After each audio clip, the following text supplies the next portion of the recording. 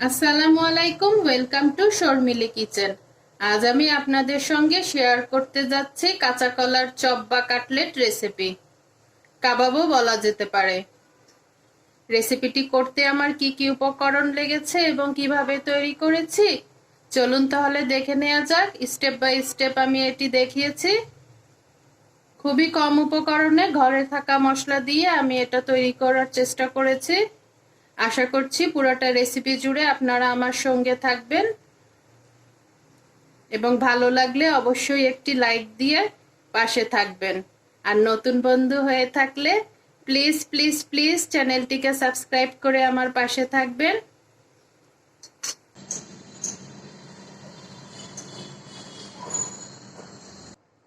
আমি এখানে নিয়ে নিয়েছি একটি খালি মিক্সিং বোল। এটা হচ্ছে কাঁচা কলা। আমি এখানে দুটা কাঁচা কলা সিদ্ধ করে হাত দিয়ে ডলে নিয়েছি। এই যে আমি দুটা কাঁচা কলা সিদ্ধ করে হাত দিয়ে ডলে নিয়েছি। আর এখানে আমি মুরগির ব্রেস্ট পিস বয়েল করে নিয়েছি। দিয়ে দিচ্ছি ব্রেড ক্রাম্ব।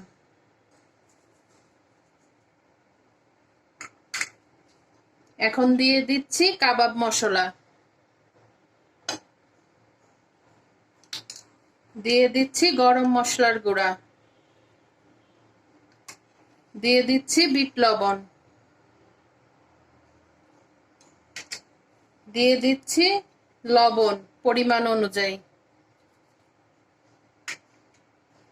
দিয়ে দিচ্ছি জিরা এবং ধনে টেলে গুঁড়ো করে নেওয়া। এখন দিয়ে দিচ্ছি পেঁয়াজের বেরেস্তা এবং শুকনা মরিচ টেলে ভেজে নিয়েছি। এবার দিয়ে দিচ্ছি কাঁচা পেঁয়াজ।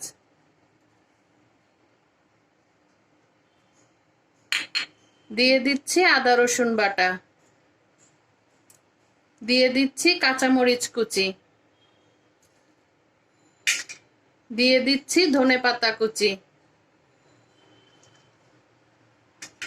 দিয়ে দিচ্ছি কর্নফ্লাওয়ার। এখন হাতের সাহায্যে ভালো করে এটা মিক্সড করে চপের আকারে গড়ে নেব।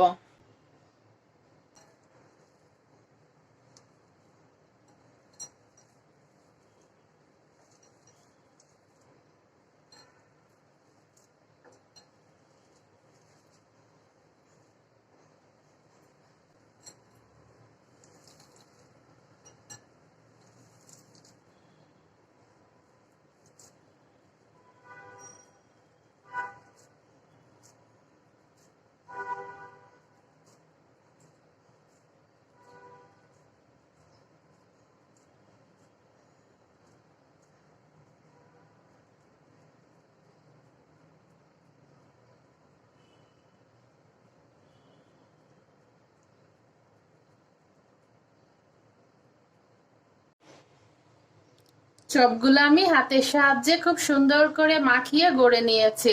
মাত্র দুটা কাঁচকলায় অনেকগুলো চপ তৈরি হয়েছে। আমি কিন্তু চপে কোনো ডিম ইউজ করিনি। যারা ভেজিটেরিয়ান তারা সেক্ষেত্রে চিকেনটা স্কিপ করতে পারেন। আর কেউ যদি ফ্রোজেন করে রাখতে চান সেক্ষেত্রে কাঁচা পেঁয়াজটাও স্কিপ করতে পারেন। যেহেতু আমি পেঁয়াজের বেরেস্তা এবং শুকনা মরিচ ভেজে দিয়েছি সেক্ষেত্রে কাঁচা পেঁয়াজটা না দিলেও চলবে। চলে যাচ্ছি নেক্সট স্টেপে ভাজার জন্য। এখন আমি চপগুলা খুব সুন্দর করে ভেজে নেব। খুবই কম জালে দুপাশটা সুন্দর করে মুচমুচা করে ভেজে নেব।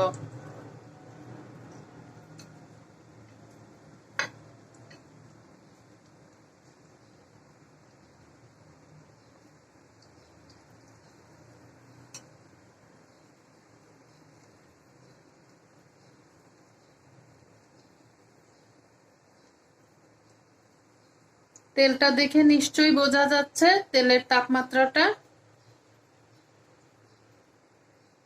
তেলটা ভালো করে গরম করে নেব। তারপরে মিডিয়াম টু লো ফ্লেমে সুন্দর করে দুপাশটা 5 মিনিট করে ভেজে নেব মিডিয়াম টু লো ফ্লেমে।